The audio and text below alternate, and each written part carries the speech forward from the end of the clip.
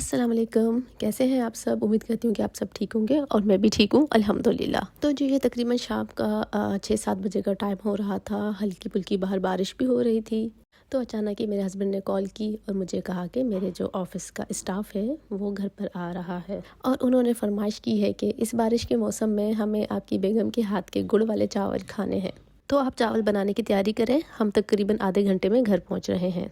तो मैंने जल्दी में 4 से 5 गिलास पानी डाल के उसमें गुड़ डाल के पकने के लिए रख दिया। जो ही वो पक गया उसे मेल्ट करना मकसूद था ताकि उसको बाद में छान लिया जाए और जो भी इसमें मिट्टी वगैरह है वो चावल में ना जा सके और हमारे चावल बिल्कुल सही से बने बिना किसी कंकरी या किसी मिट्टी वगैरह के। तो जल्दी से आ जाते हैं रेसिपी की तरफ। मैंने यहाँ पर ले लिया था तकरीबन 1 से 1.5 कप ऑयल। ऑयल को गर्म होने के बाद मैंने इसमें ऐड कर दिया था कटा हुआ प्याज। प्याज जब लाइट ब्राउन हो गया तो मैंने उसमें डाल दी थी पहले से भीगी हुई किशमिश और भीगे हुए छुहारे जो कि मैंने छोटे छोटे टुकड़ों में काट लिए थे। इसके बाद मैंने ऐड कर दिया इसमें 1 गिलास पानी, क्योंकि पहले ही हम लोगों ने पानी जो है वो बॉईल करके रखा हुआ था गुड़ वाला। अब इसके साथ इसमें हम लोग ऐड कर लेंगे 1 चम्मच नमक। अच्छा, मैंने यहाँ पर लिया था 2.5 गिलास चावल जिसे मैंने धो के पहले से भिगो दिया था। हमने पानी के साथ जो है वो उसमें शामिल कर देना है गुड़ वाला पानी भी। वो रिकॉर्डिंग में नहीं कर सकी क्योंकि मेहमान आ चुके थे, तो मैंने जल्दी जल्दी में सब कुछ किया। तो बस उसके बाद जब चावल ही डालने हैं उसे जस्ट पकाना है, दम पे लगाना है और दैट्स इट। यहाँ पे हमारे चावल रेडी हो गए थे और मैं उन्हें सर्व कर रही थी चावल। तो जल्दी जल्दी में कुछ रिकॉर्डिंग हुई कुछ नहीं हुई। तो मेहमानों को भी टाइम देना था, वो लोग बहुत शॉर्ट टाइम के लिए आए थे। मर्द जो थे वो हम लोगों ने ड्राइंग रूम में बिठा दिए थे, लेडी जो थी वो एक ही थी, ये मेरी अच्छी दोस्त भी हैं। तो ये देखें चावलों के बारे में क्या रिव्यू दे रही हैं अपना। आज हम लोग आए इनके घर पे, इन्होंने हमारे लिए चावल बनाए हैं। मैं बहुत अरसे बाद ये खाने लगी हूँ, ये वाले चावल गुड़ वाले। तो मैं आपको खा के दिखाती हूँ कि कैसे है। ठीक है, ओके। ये ऊपर मक्खन डाला हुआ, मक्खन देसी मक्खन। तो ये मक्खन खाती नहीं है और मैं खाती नहीं हूँ।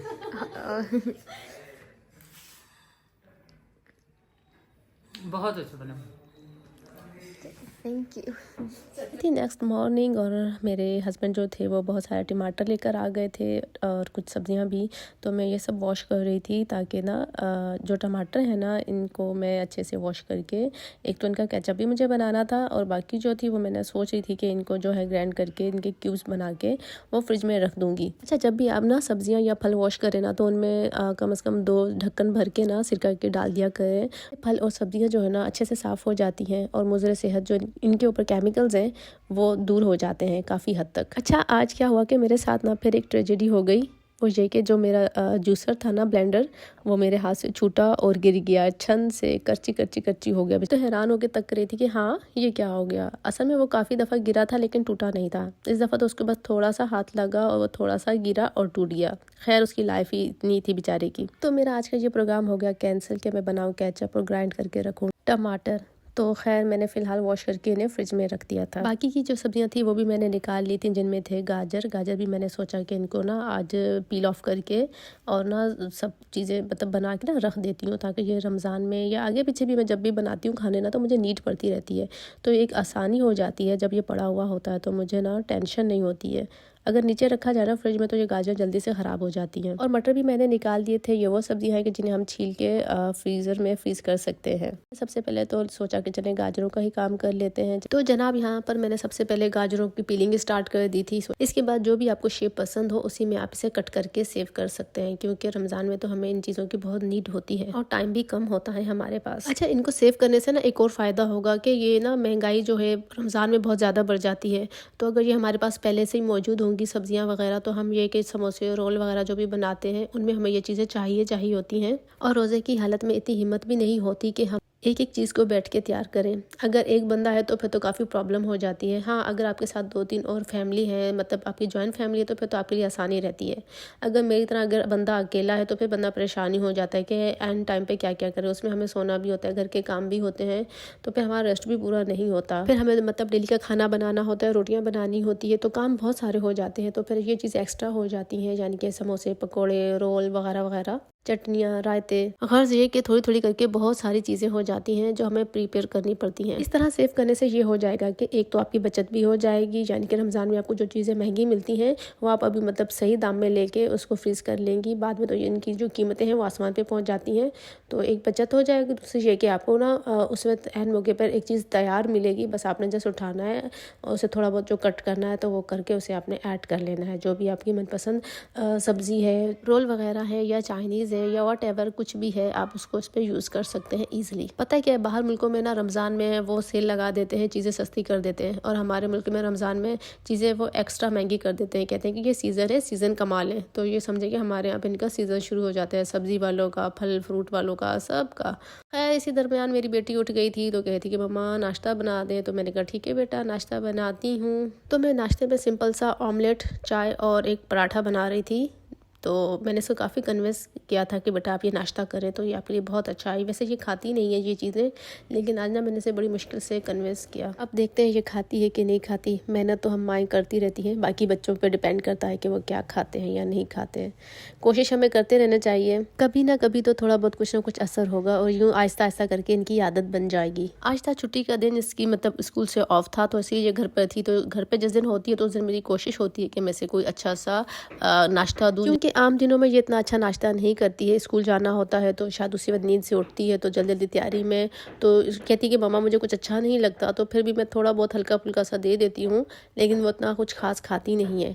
तो फिर इन मतलब छुट्टी वाले दिन ना मेरी कोशिश होती है कि मैं इसको कुछ अच्छा सा नाश्ता दूँ ताकि ये अच्छे से नाश्ता करे। ये इतनी टक टक की आवाज़ें आ रही है ना, जो ये हमारे ऊपर काम चल रहा है, पता नहीं कितने दिनों से काम चल रहा है, तो इसकी वजह से भी मैं इतनी डिस्टर्ब हूँ कि वॉइस ओवर कर ही नहीं पा रही हूँ। जो ही वॉइस ओवर करने के लिए बैठती हूँ तो बस ऊपर काम शुरू हो जाता है, तो मुझे काफ़ी मुश्किल हो रही थी आज वॉइस ओवर करने में भी। अच्छा, मेरे ना बहुत सारे छोटे छोटे काम जो हैं वो पेंडिंग में पड़े हुए हैं, जैसे कि किचन की डीप क्लीनिंग चाहिए मुझे करनी और पंखे साफ़ करने हैं। बाकी भी मतलब बहुत से छोटे छोटे काम जो है मैंने उनको दोबारा से क्लीन अप करना है। टाइम लग ही नहीं रहा, तो इंशाल्लाह जल्द ये काम कर लूँगी रमज़ान के आने से पहले पहले। तो इंशाल्लाह ताला वो सब वीडियोज़ में आपसे शेयर भी करूँगी ताकि आप भी देखें कि किस तरह से मैं अपनी किचन की मतलब डीप क्लीनिंग करती हूँ। आजकल जो है ना पता ही नहीं चलता कि दिन छोटे हो गए हैं या पता नहीं टाइम में बरकत नहीं है। इतनी जल्दी टाइम गुजर जाता है कि मुझे यूँ लगता है कि हमारे काम पूरे हुए ही नहीं है, लेकिन जो दिन है ना वो ख़त्म हो गया है। शायद पता नहीं बरकत ख़त्म हो गई है या पता नहीं क्या चक्कर है। तो फिर मुझे अल्लाह ताला का वही फरमान याद आता है कि क़यामत के करीब जब ये निशानियाँ होंगी ना, तो उनमें ये निशानी भी एक होगी कि यानी कि साल जो होंगे वो महीनों के बराबर हो जाएंगे, महीने जो होंगे वो दिनों के बराबर हो जाएंगे, और दिन जो होंगे वो घंटे के बराबर होंगे। कि यूँ लगेगा कि एक घंटा गुजर गया, हम ऐसे फीलिंग होंगे, बाकी वही हमें फील होता है। और जो मतलब घंटा है वो इस तरह से होगा कि जैसे हम माचिस जलाते हैं और वो तीली जलाते हैं ना माचिस से, तो वो जल के बुझ जाती है, तो वैसा ही होगा कि मतलब एक घंटा भी यूँ जलेगा और यूँ आया और यूँ गया। और वही होता है कि अभी हम लोग बैठते हैं और देखते हैं कि ये 1 घंटा 2 घंटे 3 घंटे इतनी जल्दी ये टाइम हो गया, पता ही नहीं चलता। और यूं ही हमारी ज़िंदगी गुजर जाएगी और अल्लाह ताला रब्बुल इज़्ज़त जब हमें उठा के पूछेगा कि बताओ दुनिया में कितना टाइम रहे, कितना अरसा रहे, तो हम ये कहेंगे कि मुश्किल से आधा दिन, 1 दिन। हमें ये ज़िंदगी यूं ही लगेगी कि शायद आधा और 1 दिन ही रहे हैं, इससे ज़्यादा तो हम नहीं रहे हैं। इतनी छोटी लगेगी ये ज़िंदगी। और देखिए इस बेकार सी ज़िंदगी के लिए हम लोग क्या कुछ नहीं करते। अल्लाह माफ़ी दे, अल्लाह हमें हिदायत दे दे, नेकों में शुमार करे। बेनमाजी होकर हम कहते हैं कि अल्लाह हमारी दुआएं नहीं सुनता, अल्लाह हमारे रिज़्क़ में बरकत नहीं डालता, अल्लाह हमारे रिज़्क़ को कुशादा नहीं करता, अल्लाह हमारी ये नहीं सुनता, अल्लाह हमारी वो नहीं सुनता। तो पहले तो आप अपना अकाउंट तो खोलें, आप नमाज़ तो पढ़ें, आप मुसलमान होने का वो बताएं तो सही कि आप मुसलमान हैं। अल्लाह से हम मांगते तो ऐसे हैं कि जैसे कर्ज मांग रहे हों, ना दे तो उल्टा नाराज़ भी हो जाते हैं। खुद अपने फ़र्ज़ का तो कुछ पता ही नहीं है, झूठ बोलना, बेईमानी करना, मिलावट करना, पता नहीं क्या क्या चल रहा है आजकल, समझ में नहीं आता, पता नहीं क्या क्या हो रहा है। नतीजतन वही होगा कि अल्लाह ताला रब्बुल इज़्ज़त हमें जो है ना दुनिया के कामों में ही इतना उलझा देगा, इतना उलझा देगा कि हम बस टाइम निकाल के भी नहीं नमाज़ पढ़ सकेंगे, कुछ नहीं कर सकेंगे। और कोई पूछेगा तो हम कहेंगे टाइम ही नहीं मिलता, सारा दिन कामों में गुजर जाता है। ये इल्म ही नहीं है हमें कि अल्लाह रब्बुल इज़्ज़त कितना नाराज़ है हमसे। हमें नमाज की तौफीक ही नहीं है, सजदे की तौफीक ही नहीं मिल रही। क्या वजह है, कौन सा गुनाह हो गया है, उस पर सोचें आप। तो चले आते हैं वापस काम की तरफ। ये था मतलब जिप लॉक बैग, उसमें मैंने तमाम गाजर डाल दी थी। अगर आपके पास जिप लॉक बैग जो है वो ना हो तो ये जो आम सी थिन बैग्स जो होते हैं आप उनमें भी डाल सकते हैं। मैंने उस पर टेपिंग कर दी थी, अब इसके ऊपर टेपिंग भी कर सकते हैं या गिरा भी बांध सकते हैं। तो पर हो गया था शाम का टाइम, मोना के बाबा लेकर आए थे इतने सारे डोनट्स। ये देखें जी, मेरी बेटी से सब्र ही नहीं हो रहा था, उसने तो जल्दी से निकाल के, पहले खुलने ही नहीं पाया था, किसने पहले जल्दी से निकाल के उसे खाना शुरू कर दिया था। बाकी पैकेट्स को देख रही थी और अपनी तमाम कज़नों के फ्रेंड्स के नाम लिए जा रही थी कि उनको खिलाऊंगी, उसे खिलाऊंगी, इसे खिलाऊंगी। तो मुझे खुशी हो रही थी कि एटलीस्ट इसको ये चीज़ तो है माइंड में कि ये शेयरिंग करनी है, मुझे दूसरों का भी ख्याल रखना है। तो ये चीज़ें आप अपने बच्चों को सिखाया करें, शेयरिंग केयरिंग सब कुछ बच्चों को मतलब उनमें होनी चाहिए, उनकी आदतों में, क्योंकि जो बड़े करते हैं बच्चे वही सीखते हैं। और जब भी बच्चे कोई अच्छा काम करें तो आप ज़रूर उन्हें अप्रिशिएट किया करें। ये होता है कि उनकी हौसला अफजाई होती है और वो उनका एतमाद जो होता है ना वो बहाल होता है। फिर वो वही खुशी महसूस करते हैं जो हम भी एक अच्छा काम करके हमें खुशी महसूस होती है ना, तो फिर बच्चे भी वो चीज़, वो फीलिंग्स उनमें भी आ जाती हैं, वो भी फिर खुश होते हैं। और अच्छा इसी दौरान आ गए हमारे घर में सचमुच मेहमान। तो मेहमान भी अल्लाह ताला की रहमत होते हैं। बड़ी खुशी होती है मुझे तो जब हमारे घर कोई मेहमान आता है तो उनकी तवाज़ा करके खिला पिला के मुझे बेहद खुशी होती है, बड़ा सुकून मिलता है मुझे। तो आपको सोशल होना चाहिए, मिलते जुलते रहना चाहिए, एक्टिवेट रहना चाहिए, लोगों से कनेक्टेड रहना चाहिए। पता है जो अकेले रह जाते हैं, आइसोलेट होते हैं, वो ज़्यादा ही डिप्रेशन का शिकार हो जाते हैं। और आजकल डिप्रेशन एक ऐसा मर्ज है कि हर घर में एक ना एक बंदा डिप्रेशन का शिकार हो रहा है। और डिप्रेशन की दूसरी वजह ये है कि दीन से दूरी है, ना सब्र है ना रिस्पेक्ट है। तो हम ये चीज़ें कहाँ से सीखेंगे? ये सब चीज़ें हमारा दीन हमें अच्छे से सिखाता है लेकिन हम नहीं समझते। खैर जी, तो मेहमानों के लिए यहाँ पे मैं बना रही थी चाय। आजकल तो कराची में वापस सर्दियाँ आ गई हैं तो ठंडा ठंडा मौसम है, चाय जितनी पी लो उतना ही मज़ा आता है, अच्छी लगती है चाय। कॉफ़ी भी चलती है, वो भी बहुत अच्छी लग रही होती है। आजकल तो धड़ाधड़ चल रही हैं सब चीज़ें।